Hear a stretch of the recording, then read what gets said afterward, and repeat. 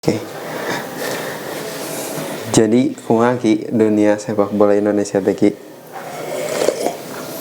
Nah, udah mulai ya? Mulai lah. Nah, kumaha ya dibilang agak ini sih, agak ironis ya disebut ironis lah ya, bisa disebut ironis karena banyak konflik kepentingan di dalam suatu apa kayak event kemarin tuh yang FIFA World Cup Under 20. Maksudnya penolakannya kan baru ketika mendekati deh. Udah mau Jadi 2 bulan. seakan-akan seperti mendadak gitu. Iya, seakan-akan tuh emang ada agenda menuju ke tahun depan kan, udah mulai tahun politik tuh. Sebenarnya udah masuk tahun politik sih tahun ini juga kan, tahun depan udah pembahasannya udah mulai pemilu.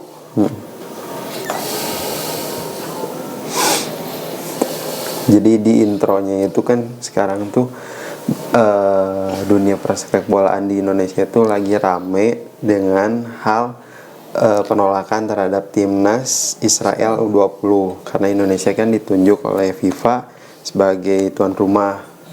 Nah ini kan proses bidding jadi tuan rumah tuh kan udah berjalan beberapa tahun ke belakang. Dari 2019 Indonesia dapat. Nah ketika dapat pengumuman itu kan mungkin pasti ada konsekuensi logis gitu. Ketika sekarang kan justru anehnya tuh ketika menjelang kompetisi mulai justru PSSI juga melakukan perombakan gitu.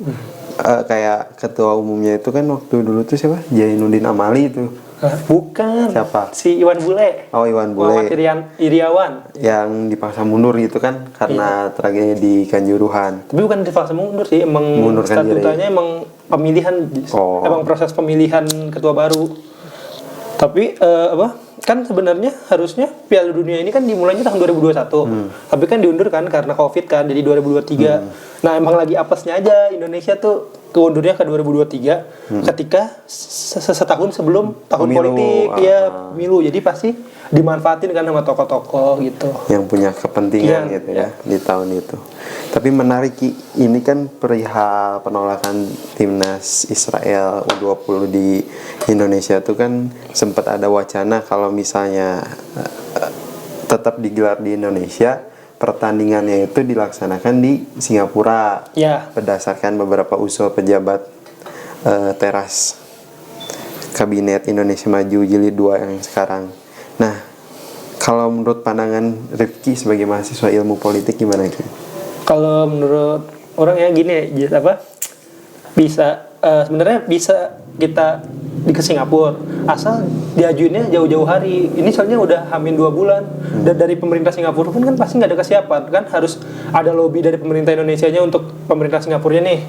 Gimana gini deh, ditambah mungkin yang bikin susah karena pas bidding gitu 2019 Indonesia tuh selaku tuan rumahnya sendiri, nggak bersama dengan negara lain. Iya, nggak ada konsep kayak ini kemungkinan bakal ke negara lain, jadi emang mau diambil sama Indonesia sendiri.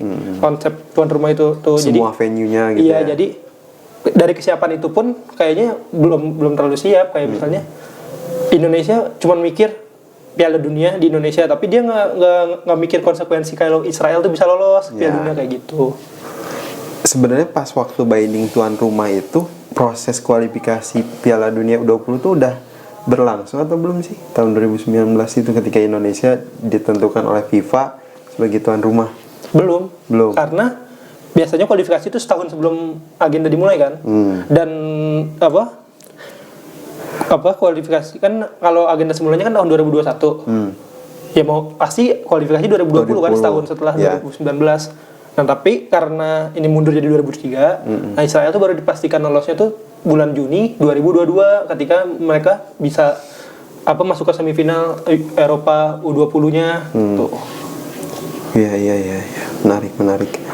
Justru kayak semacam pemerintah tuh kayak tidak mempersiapkan worst skenario-nya gitu skenario terburuk. Ngeliatnya tuh udah yang gimana sih eventnya bakal ada di Indonesia tuh, tapi buat worst skenario-nya emang belum disiapin. Risk manajemennya tuh nggak matang menurut kurang ya, kayak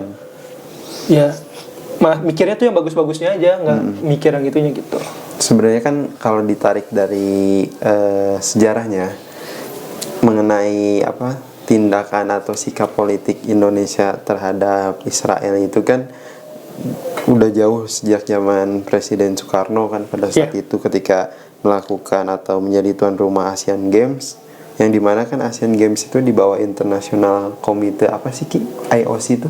Iya, IOC apa ya singkatannya? Kayak komite internasional yang membawahi olahraga ya, Olimpiade, International Olimpiade Komite. Itu kan Indonesia berkewajiban menerima delegasi dari Israel juga, karena pada saat itu Israel menjadi salah satu bagian dari Asia.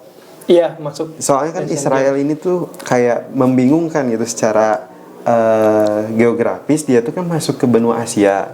Cuman karena banyak penolakan dari benua Asia, mereka tuh kalau dari segi sepak bola dan olahraga sekarang lebih cenderung ke Eropa kan ya? Iya, masuk diterimanya sama Eropa kontingen gitu. Eropa. Wilayah Eropa gitu. Sedangkan dulu kan Indonesia pada saat menyelenggarakan Olimpiade itu jadi tuan rumah, dan pada saat itu Soekarno pun salah satu yang paling tegas gitu membela bahwa kemerdekaan rakyat Palestina itu kayak semacam hal yang tidak bisa dinegosiasi gitu ya. Soalnya kan salah satu yang menjadikan kenapa Palestina cukup istimewa bagi Indonesia itu karena salah satunya negara atau mungkin bangsa yang berasal dari Timur Tengah yang pertama kali gitu mengakui kemerdekaan Indonesia dan membantu lobby terhadap negara-negara Liga Arab, yaitu Palestina. Kalau mungkin Rifki pernah dengar nama itu apa, Mufti Yerusalem Al-Husaini gitu ya.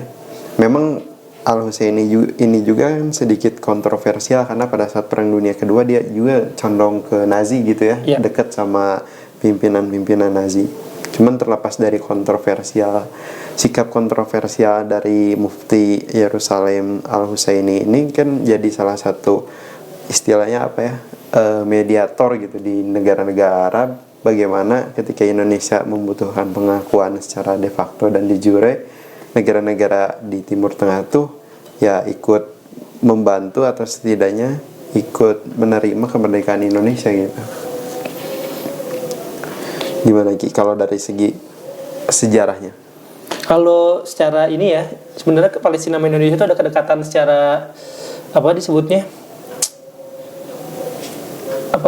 Kedekatan karena kita agamanya tuh kuat, karena kedekatan spiritual disebutnya, kedekatan spiritual karena sama-sama orang Islam kan, ditambah memang Palestina itu Masjidil Aqsa terutama salah satu apa ya disebutnya ya, tempat yang disakralkan. Iya, tempat yang disakralkan untuk agama Islam ya. Jadi ada salah satu surat bahwa Nabi itu hijrah dari untuk Isra dan Mi'raj itu dari Masjidil Haram ke Masjidil Aqsa gitu ya. Dan naiknya ke ke langit ketujuh itu gitu. Di Masjidil Aqsa kan kayak gitu. Nilai penting dari spiritualnya itu. Iya, terus makanya ada kedekatan emosionalnya secara hal itu juga.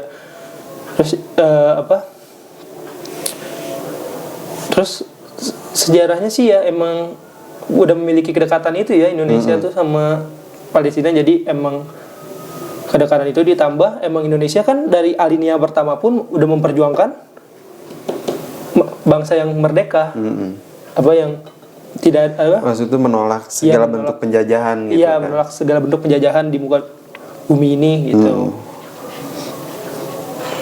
Jadi secara politik kita punya kayak landasan konstitusi. Konstitusi kita kan landasannya di alinea pertama itu. Jadi cukup tegas gitu ya bahwa Indonesia itu menolak segala bentuk macam penjajahan. Jadi udah memiliki kedekatan secara spiritual dan emosional. Terus ditambah lagi dengan prinsipnya Indonesia itu sangat menolak sekali bentuk penjajahan dalam bentuk apapun di muka bumi ini gitu. Nah, kalau dari adanya peristiwa Indonesia menyelenggarakan Ganevo itu kan kayak semacam konsekuensi lanjutan ketika Indonesia tidak diperbolehkan untuk mengikuti Olimpiade Asia di Jepang tahun 64 kan waktu itu. Indonesia dilarang. Indonesia bikin semacam kegiatan tandingan namanya itu Ganevo, Game of New Emerging Forces, sebagai salah satu bentuk perlawanan gitu terhadap IOC. Cuman kayak semacam ada pepatah sejarah itu berulang. Coba kalau menurut Rifki dilihat dari hampir mungkin kejadiannya nggak sama persis, cuman polanya tuh, sama, ya kan? Emang sejarah tuh berulang, tapi bukan peristiwanya yang berulang, tapi polanya kan udah sering tuh. Kayak Soekarno waktu itu diturunkan oleh mahasiswa, Soeharto juga diturunkan oleh mahasiswa seperti itu contohnya. Kayak pandemi kemarin juga kan sejarah yang berulang lah jatuhnya, walaupun beda ya, tapi kan tetap siklusnya tuh sama. Pernah terjadi pandemi di masa lalu juga. Kalau menurut orang mah gini apa? Tindakan Indonesia membuat Ganevo itu karena pada saat itu keadaan dunia itu masih ada dua kekuatan besar. Ada polarisasi. Iya, gitu ya. ada polarisasi. Jadi Indonesia walaupun misalnya nih si IOC ini pihak Barat, yang megang kendalinya pihak Barat, bisa disebut pihak Barat lah ya. Nah Indonesia juga nggak akan takut buat melakukan perlawanan karena masih ada backup pihak timur yang bisa disebut pihak timur. Tapi kan kalau untuk saat ini kalau kita lihat pihak timur pun kita nggak tahu siapa pihak timurnya. Korea Utara bisa disebut pihak timur, Rusia bisa, Cina pun bisa. Tapi Cina pun ya bisa misalnya. Tapi rakyat Indonesia juga kan masih menolak buat ke Cina. Jadi Indonesia tuh kayak mati segan hidup dan tak mau kalau di hubungan politik luar negeri. Kalau dari orang belajar di politik, orang mah nyimpulin gini, kan S1 orang sejarah, terus sekarang lagi ngambil ilmu politik. Di sejarah itu orang belajar untuk mencintai Indonesia.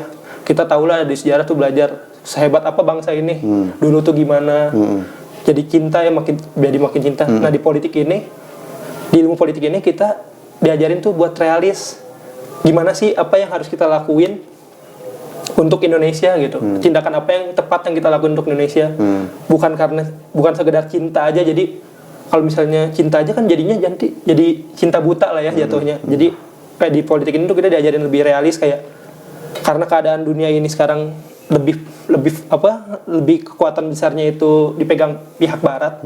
Maksudnya dari PBB, dari IOC, FIFA sendiri juga kan orang-orang Barat disebutnya lah seperti itu.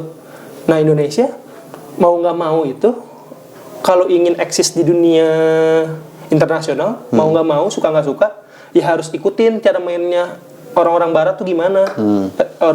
Orang-orang Barat, oke misalnya mikir kayak Rusia bisa, Cina bisa, Iran pun bisa ngelawan balik. Tapi kita lihat juga SDM Indonesianya kayak gimana.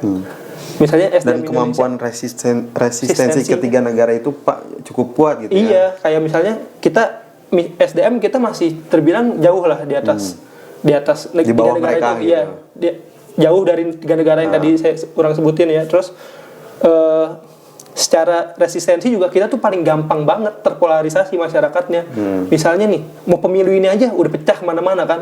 Semenjak pemilu tahun 2018 terakhir ya, pemilu 2018 udah pecah kan. Ada yang disebut istilah kadrun lah, ada disebut istilah cebong lah. Jadi dengan ada istilah ini aja tuh masyarakat tuh dipaksa untuk berkubu di dalam masyarakat. Jadi kan kalau misalnya Indonesia mau bangkit, mau bikin kayak Ganevo lagi, kita harus mempersatukan masyarakatnya dulu. Kita maksudnya kuatin dulu dasar kita. Jadi kalau misalnya resikonya nih, kalau misalnya kita bikin Ganevo, bisa aja mungkin saat ini kita bikin sejenis Ganevo lagi, tapi resikonya ya pasti kita diacak-acak lagi sama orang Barat, karena Indonesia itu salah satu, menurut pandangan orang ya, salah satu yang spesial bagi mata Barat tuh, entah dari sumber daya alamnya, dari sumber daya manusianya, karena kan kita lihat aja kita tuh populasi kita besar dan jadi kita ada budaya ini apa disebutnya, kayak Barat menjual barang pasti dibeli sama budaya konsumerisme gitu. Konsumerismenya jadi pasar buat negara Barat buat mereka gitu. Ya jadi pasti kalau udah nggak menyenangkan buat pihak Barat pasti diacak-acak. Indonesia tuh pasti banget. Makanya penting banget sebelum kita, kalau menurut orang ya, baru pandangan orang, sebelum kita bikin event apapun, event internasional yang megah, terus bikin fasilitas sarana dan prasarana yang bagus. Dah yang harus diperbaiki dari Indonesia itu yang benar-benar harus diperbaiki dari dasarnya itu pendidikannya dulu. Ketika pendidikannya udah tercukupi, terus pemerataan pendidikan, setiap daerah dapat pendidikan, baru bisa Indonesia kualitasnya sama, nggak jomplang kualitasnya gitu. Sama, baru Indonesia tuh bisa menuju ke arah ke sana gitu. Jadi kalau dari posisi stand politik internasional Indonesia mungkin untuk istilahnya menentang dominasi IOC itu masih sulit gitu ya. Nah, ditambah rata-rata investor itu dari barat. Kalau Indonesia misalnya main-main dengan hal kayak gitu, otomatis kan investor pasti nyabut semua investasinya di Indonesia kan. Soalnya maaf negara timur itu terbilang masih jauh, kekayaannya tuh masih jauh dibanding negara barat. Jadi sumber kapital tuh didominasi negara-negara barat. Iya, gitu. kan makanya barat itu kan mengadopsi paham kapitalisme kan, kayak gitu. Iya, menarik. Nah, ini perihal apa namanya tuh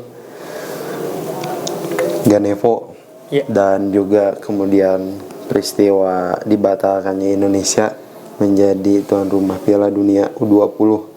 Mungkin menurut orang sebagai perspektif masyarakat yang sebagai penikmat gitu ya. Iya. Mungkin kalau Rifki kan sebagai sekaligus orang yang melakukan hobi main bola dan lain sebagainya, mungkin itu jadi satu momentum gitu ketika Indonesia main di Piala Dunia walaupun U20 dan masuknya dengan jatah tuan rumah, itu kan menjadi suatu momentum kayak momentum kebangkitan gitu, gimana industri sepak bola dalam negeri itu bisa mempersiapkan tunas-tunas, bisa nunjukin lah ya, ke dunia. Tunas-tunas terbaik Indonesia itu ke dunia dengan adanya ajang ini. Iya. Tapi ketika ada peluang dan dibenturkan dengan istilahnya tuh dengan kepentingan politik, terutama kepentingan politik negara gitu ya. Karena dalam hal ini kan hubung kaitnya dengan konstitusi, amanat konstitusi, bahwa konstitusi itu kalau nggak salah undang-undang dasar itu kan tidak bisa direvisi kan ya. Kalau konstitusi seperti turunannya peraturan menteri atau peraturan presiden, menteri, kemudian pemerintah provinsi, kabupaten, kota itu kan masih bisa dirubah gitu ya. Cuman yang agak sulit itu karena ya dilematisnya itu di satu sisi Indonesia tidak bisa menerima kehadiran delegasi Israel itu karena Indonesia sampai sejauh ini kan tidak membuka hubungan diplomatik. Yang otomatis ketika Indonesia misalnya nanti mempersilahkan Israel untuk bertanding di Indonesia, berarti kan secara tidak langsung Indonesia dianggap mengakui Israel sebagai suatu negara merdeka gitu ya. Jadi agak sulit gitu untuk kebijakan Indonesia secara keseluruhan sebagai negara gitu. Meskipun ada beberapa pandangan bahwa olahraga itu sebaiknya dipisahkan dari politik gitu. Kalau menurut Rifki, kalau ada orang yang bilang seperti itu gimana ini? Sebagai orang yang menyukai sepak bola sekaligus orang yang mempelajari ilmu politik, gimana coba? Sebenarnya emang ya idealnya seperti itu ya, olahraga dijauhkan dengan politik. Tapi itu sebenarnya secara nggak langsung dari dulu bahkan ya. Olahraga itu dimanfaatin untuk kepentingan politik juga. Coba contohnya untuk gimana? Untuk FIFA sendiri juga kan misalnya. Ini banyak spekulasi yang beredar di masyarakat nih, kayak misalnya kenapa FIFA baru sekarang ngehukum Indonesia. Ada yang berspekulasi kalau misalnya FIFA tuh kemarin-kemarin tuh nge-hold Indonesia karena FIFA butuh suara dari PSSI karena kemarin itu kan baru ada pemilihan Presiden ketua FIFA. Ya, Presiden FIFA. Nah, butuh suara dari federasi kita gitu. Makanya baru kan baru ketika setelah sudah selesai pemilihan baru ada kasus kejadian seperti inilah. Ada kan spekulasi gitu. Nah, itu bisa sih dimasukin spekulasi. Terus ditambah sebenarnya Indonesia tuh agak dilematis ya. Piala Dunia ini di satu sisi ingin memisahkan politik dan olahraga, tapi kan secara langsung di Indonesia tuh terdapat peraturan yang di pelarangan pengibaran bendera Israel, lagu kebangsaan, memperdengarkan lagu kebangsaan Israel gitu-gitu. Di satu sisi kan Indonesia ada peraturan itu yang akan memberatkan kalau misalnya Indonesia menerima, ya pasti Indonesianya juga jadi jatuhnya melanggar peraturan sendiri kan, jadi dilematis. Tapi yang bikin orang sama mungkin pencinta bola yang lain menyayangkan kenapa ini bisa terjadi karena politisasi yang dipakai oleh elit-elit politik sekarang. Karena sebelumnya tuh ada beberapa perwakilan Israel tuh yang pernah masuk ke Indonesia dan kayak nggak masalah gitu, nggak dipermasalahkan. Kenapa ketika sepak bola baru kenceng deh genderangnya, bunyinya baru kenceng gitu. Kan harusnya udah dari dulu ya. Apalagi nanti kita lihat nih, nanti kan ada beach itu tuh apa, Piala Dunia yang pantai itu, bukan bola ya, kayak Voli pantai. iya kayak Olimpiade pantai lah namanya, apa ya, aku lupa orang. Nah itu tuh ada atlet Israel. Nah itu kita lihat nanti bakal ditolak juga apa enggak, karena kalau ngomongin konstitusi Indonesia emang benar harusnya nggak tebang pilih gitu iya, ya. nggak tebang pilih, harusnya nggak tebang pilih. Ditambah sebelumnya pernah ada yang benar-benar pure politik, itu pertemuan parlemen sedunia di Bali, dan itu ada parlemen Israel, dan orang DPR pun menerima parlemen itu di situ. Nah itu aja yang itu jelas banget ya politik ya, bukan olahraga. Itu acara resmi kenegaraan gitu ya. Acara resmi kenegaraan antara parlemen loh, diterima. Tapi kenapa ketika bola malah heboh gitu, heboh. Jadi agak disayangkan itu. Tapi kalau untuk penegakan konstitusi emang benar karena ada peraturannya. Jadi emang ya kita nggak bisa ngelanggar peraturan yang kita sendiri dong. Kita nggak bisa ngejilat ludah kita sendiri kayak gitu ya kan. Tapi ada indikasi nggak bahwa ada salah satu pihak yang berusaha untuk mengambil keuntungan gitu ketika beberapa kepala pemerintahan di daerah kayak gubernur tuh di beberapa provinsi yang di mana wilayahnya itu ditunjuk menjadi salah satu venue buat penyelenggaraan Piala Dunia U20 di Indonesia. Dengan tegas mereka menolak, sedangkan kan istilahnya kedudukan kepala daerah itu kan pasti di bawah Kementerian Dalam Negeri. Iya. Kementerian Dalam Negeri yaitu menterinya sekarang Jenderal Polri Purnawirawan Tito Karnavian itu kan bertanggung jawab terhadap presiden gitu. Sedangkan kalau tidak salah presiden tuh kayak semacam nggak mempermasalahkan gitu mengenai hal itu, tapi kenapa ada penolakan di daerah yang istilahnya tuh kayak tidak ada sinergitas antara pemerintah pusat dan daerah gitu. Ada sih sebenarnya, kalau orang lihat sih ada pemanfaatan untuk itu yang tadi itu ke 2024 kan karena tahun politik. Sebenarnya ada tujuan, kalau orang melihat tuh sebenarnya ada tujuan untuk menaikkan elektabilitas, karena kan maaf ya, SDM Indonesia tuh masih gampang banget kan ke bawah-bawah sarah. Makanya sebenarnya kalau mau Indonesia maju itu, dan tadi orang bilang pendidikannya harus dibagusin dulu nih dari akarnya. Jadi mau diarahin ke sarah pun nggak bakal terganggu. Ya kayak sekarang aja contoh, ini lagi puasa aja kan masih ada yang mempermasalahkan warung buka. Padahal kan kalau misalnya kita emang niatnya ibadah, mau ada warung buka kayak mau ada apa juga nggak ada masalah kan, maksudnya ya emang kita ibadah untuk diri kita gitu, nggak merugikan orang lain gitu kan ya. Nah kayak gitu, kayak kalau orang sih lihatnya mau ada usaha untuk menaikkan elektabilitas, entah itu partainya, entah itu tokohnya. Tapi bisa juga kita lihat dari satu sisi, misal ini salah satu tokoh yang elektabilitasnya sudah tinggi, terus dia bersuara, dan itu mungkin udah diprediksi bakal jadi blunder tokoh itu dengan bersuara, dia berpendapat A, yang mau nggak mau pasti nurunin elektabilitasnya. Jadi ada dua sisi sih, antara untuk menaikkan elektabilitas atau emang mau menjatuhkan elektabilitas tokoh yang tidak disukai kan. Dari partai pun kan sebenarnya banyak konflik-konflik internalnya ya. Jadi ada hal-hal, ada intrik-intrik seperti itulah kalau menurut orang mah, pasti kalau dikaitkan dengan politik tuh ada intrik-intrik seperti itu. Itu kan di tataran nasional gitu ya. Iya. Kalau kita kembali lagi ke tataran internasional, sebenarnya kalau menurut orang itu si IOC atau FIFA itu mereka juga menerapkan standar ganda gitu. Iya. Ketika kemarin kan ada peristiwa invasi dari Rusia terhadap Ukraina gitu.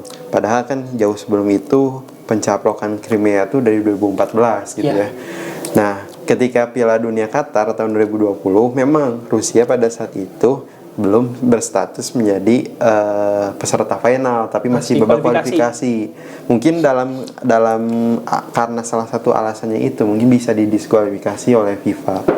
Tapi kan di sisi lain FIFA juga mempertimbangkan bahwa yang merepresentasikan Rusia juga berarti kan sebagai salah satu keterwakilan Rusia di dunia internasional kan, makanya mereka mendiskualifikasi Rusia dari Piala Dunia Qatar 2022. Nah, hal ini kayak semacam ya maksudnya tuh FIFA tuh kayak ya main standar ganda gitu. Di satu sisi mereka mendiskualifikasi Rusia karena invasinya terhadap Ukraina yang baru berjalan kurang lebih belum sampai 10 bulan, belum sampai dalam sebulan ya benar. Belum nyampe 1 dekade lah. Iya. Itu kan 2014 lah katakanlah titik awalnya.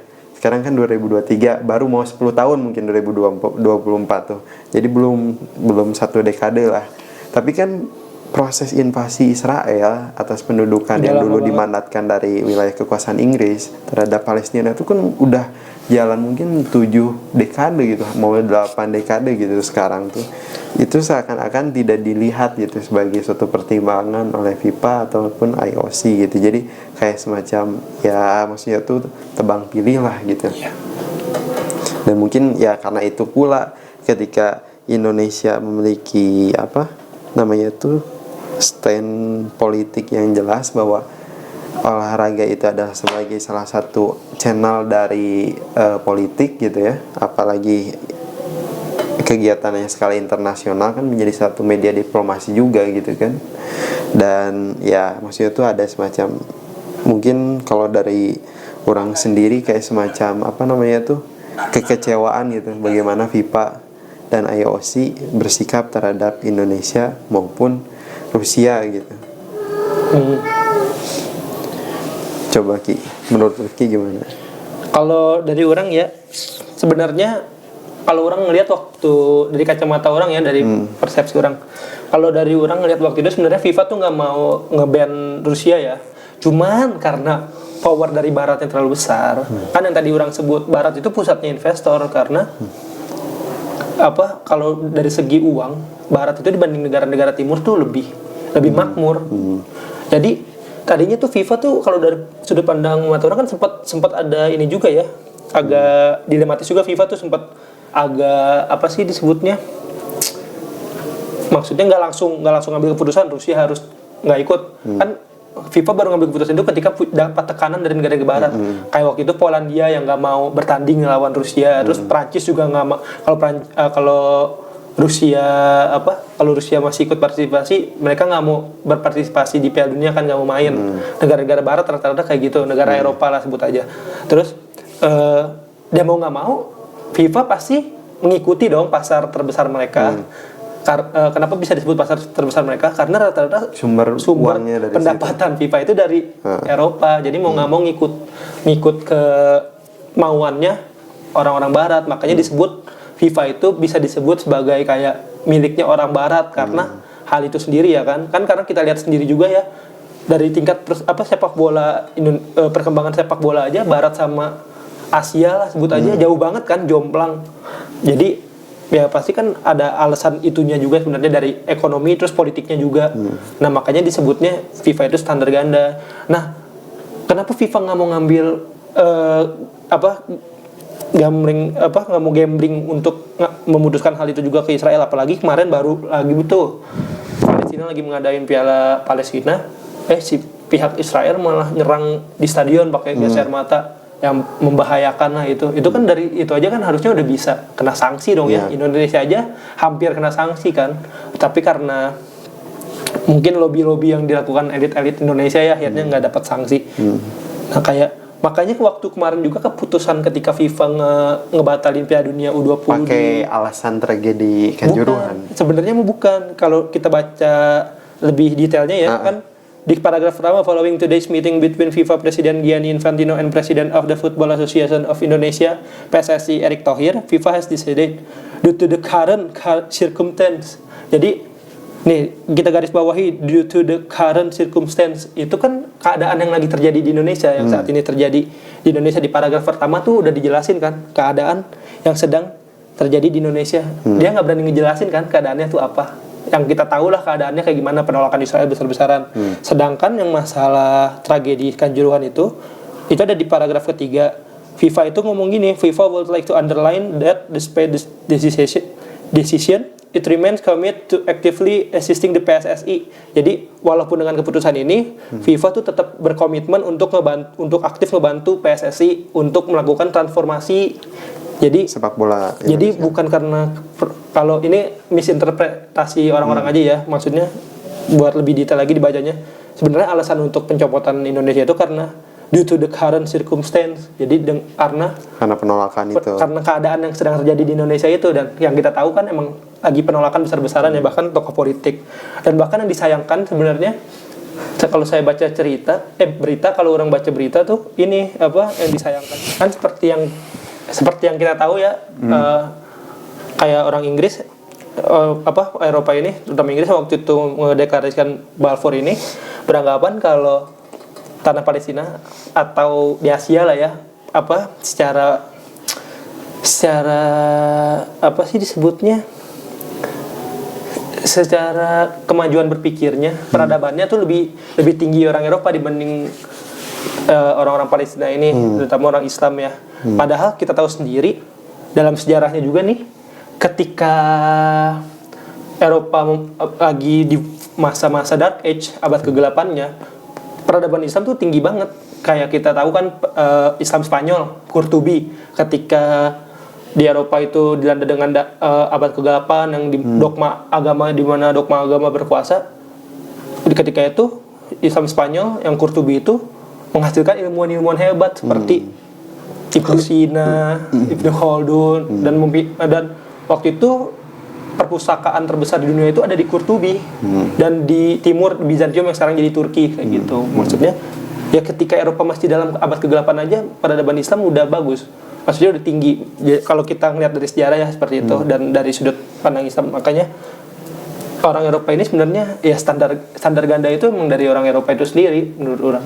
Makanya ketika kemarin misalnya protes masalah Israel, kenapa FIFA aja nge-ban, misalnya FIFA aja nge-ban Rusia, masa kita nggak boleh? Dan masa kita, kalau menurut orang ya, kalau kita mau jadi bangsa yang besar, kita itu nggak bisa mengikuti apa yang salah. Misalnya FIFA itu salah karena standar ganda, dan bukan berarti kita harus ngikutin FIFA untuk standar ganda. Kita harus tunjukin seberapa besar bangsa kita dengan cara, oke, kita punya cara mainnya sendiri.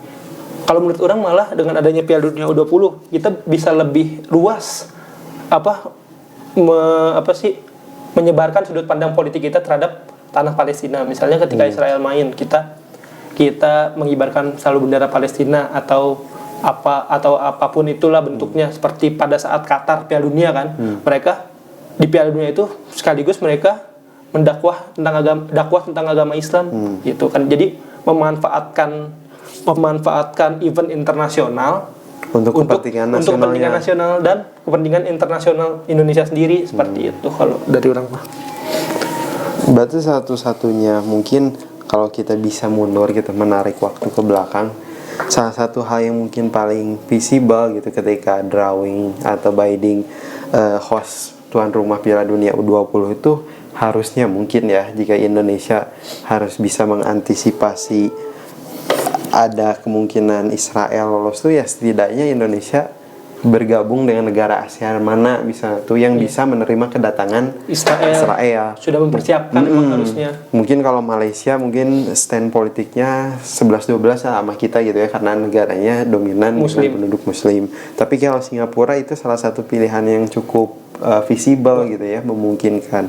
Andai kata Indonesia pada saat itu sepakat untuk menjadi host Piala Dunia U20 ini dengan Singapura, mungkin untuk beberapa match yang dimana timnas Israel itu main itu bisa dilaksanakan di Singapura, dimana Israel mungkin bisa melakukan pertandingan tanpa adanya istilahnya intervensi gitu ya dari negara-negara yang tidak pro terhadap mereka gitu. Andaikan gitu kan, jika kita bisa memutar waktu ke belakang. Tapi kan apa bisa dibuat gitu kan, nasi udah jadi bubur gitu. Nah, apalagi Ki? Sebenarnya mah kalau menurut orang ya, elit-elit di Indonesia tuh nggak kepikiran kalau Israel tuh bisa lolos ke Piala Dunia, karena mereka beranggapan Piala Dunia nih hebat-hebat nih. Padahal kan kita tahu sendiri ya, perkembangan sepak bola di Eropa tuh lebih pesat dibanding di Asia. Maksudnya, lebih dinamis gitu. Iya, lebih dinamis. Jadi nggak bisa ketebak tuh sekarang tuh. Kalau Asia kan ya, kalau nggak Jepang, Korea Selatan. Udah ketebak lah ya. Di pola-polanya gitu. Di ASEAN aja udah ketebak lah. Maksudnya siapa aja, kayak Thailand, Vietnam. Ya Indonesia mungkin salah satu yang diunggulkan, cuman kan naik turun. Indonesia udah naik turun. Jadi harusnya kita tuh semakin ke depan ini kita tuh harus berpikir segala kemungkinan, worst case-nya tuh harus kita pikirin juga. Terus risk manajemennya juga, kita harus ada nih risk manajemennya ketika apa yang tidak kita inginkan terjadi seperti itu. Kayak ini kan contoh kasusnya timnas Israel ini kan tidak kita inginkan, dan ya memang kita ada peraturannya itu, jadi emang dilematis. Mau diterima dipaksakan ya kita melanggar peraturan kita sendiri gitu kan.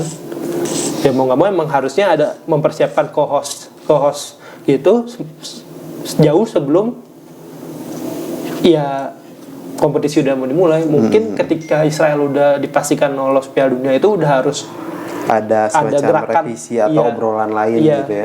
Udah harus, misalnya dia dipastikan lolos itu Israel itu Juni 2022. Harusnya dari Juni 2022 itu ketika Israel dipastikan lolos, pemerintah Indonesia itu udah gerak. Misalnya menentukan nih gimana. Jadi pas udah mendekati kompetisi itu nggak carut maut kayak gini gitu. Jadi seakan-akan seperti nggak dipersiapkan secara baik gitu ya. Iya. Dan makanya terkesan banget dipolitisasinya tuh terkesan banget jadinya. Dan apalagi pimpinan daerah yang menolak itu satu partai gitu ya. Iya. Jadi terlihat semacam ada politisasinya jelas sekali. Ada orang yang berusaha untuk mengambil keuntungan di dalam kesempitan gitu ya. Iya benar. Di satu sisi yang kita sayangkan adalah di mana Indonesia gagal gitu untuk tampil di pentas dunia walaupun U20. Tapi kan setidaknya itu bakal bisa menjadi macam branding awal gitu ya. Bagaimana talenta-talenta muda Indonesia bisa tampil gitu. Diharapkan sih mungkin kalaupun Indonesia sekarang gagal untuk ikut Piala Dunia U20, harapannya di tahun-tahun yang akan datang kita bisa gitu kan.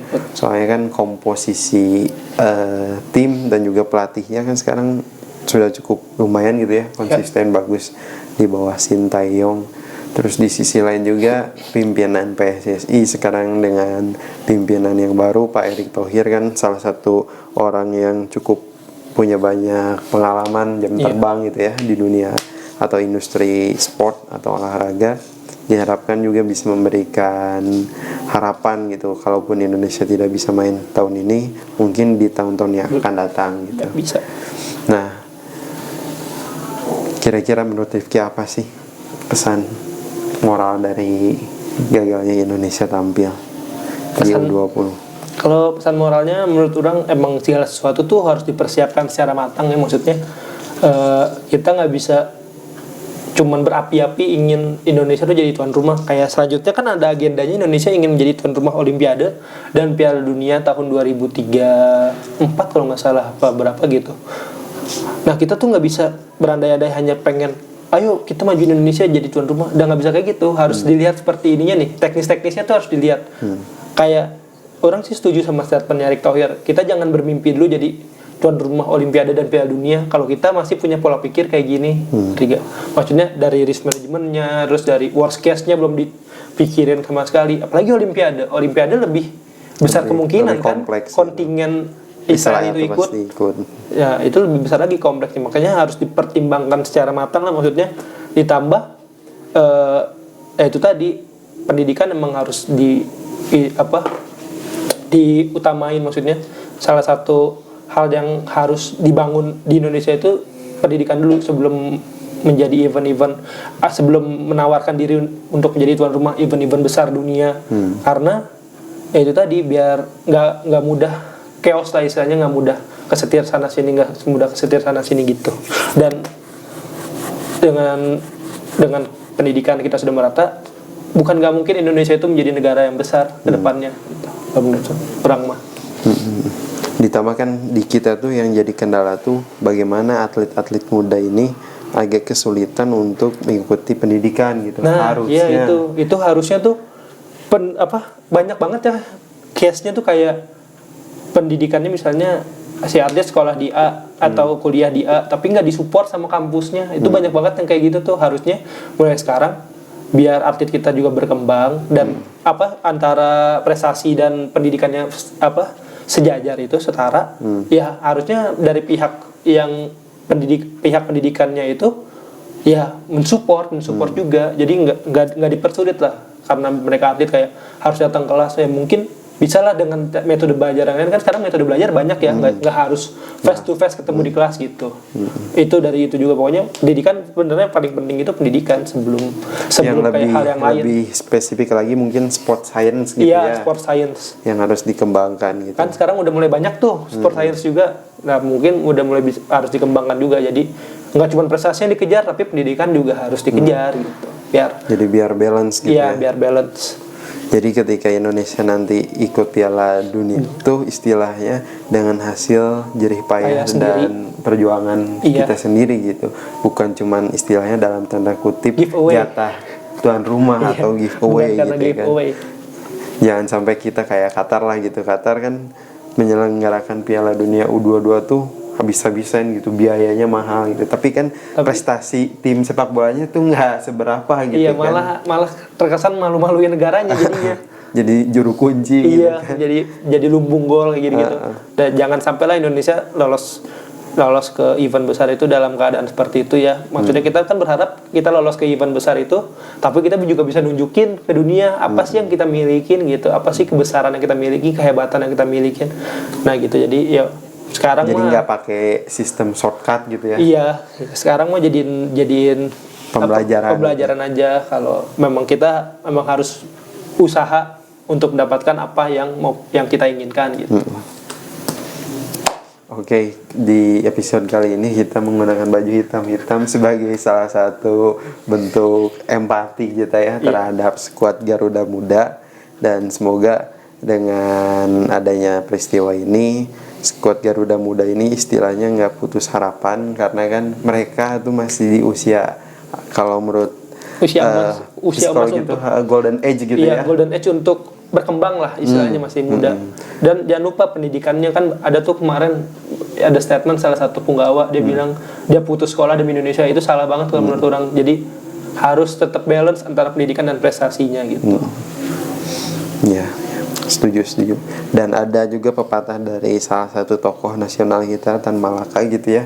Ketika kita atau generasi muda kita itu dibenturkan terhadap masalah, itu akan membentuk karakter gitu ya. Iya, benar. Jadi ketika seseorang di masa depan itu memiliki karakter yang kuat, kemudian memiliki value yang besar, unggul gitu ya dibandingkan negara-negara lain, ya tidak bisa dilepaskan dari pengalaman hidup mereka gitu, bagaimana mereka membangun karirnya, perjuangannya. Dan kita bisa lihatlah contohnya di Piala Dunia 2022 bagaimana Jepang gitu kan secara mengejutkan gitu berhasil mengalahkan Jerman gitu. Selain mengalahkan Jerman kan emang mereka tuh emang ya maksudnya tuh terstruktur gitu ya. Dalam berbagai hal, mulai taktik, pembinaan, dan mereka tuh mengkonsepsikan bahwa 100 tahun kemudian barulah Jepang bisa sudah juara. Ada planningnya tuh jelas. Nah, Indonesia pun diharapkan bisa seperti itu gitu. Dengan adanya peristiwa ini tuh membangun mental dan juga kesungguhan gitu, semangat untuk berjuang, walaupun kesempatan ini kesempatan bagus, tapi tidak menutup kemungkinan gitu ya. Indonesia akan berhasil lolos kualifikasi Piala Dunia gitu secara lebih elegan lah gitu. Oke, kita cukup sampai di sini. Ki coba closing. Tadi orang poho closing. Ya, sampai jumpa di lain kesempatan. Ingat, pendidikan itu penting. Kejarlah cita-cita. Dengan pendidikan, prestasi itu akan mengikutinya. Anjay. Ngeri.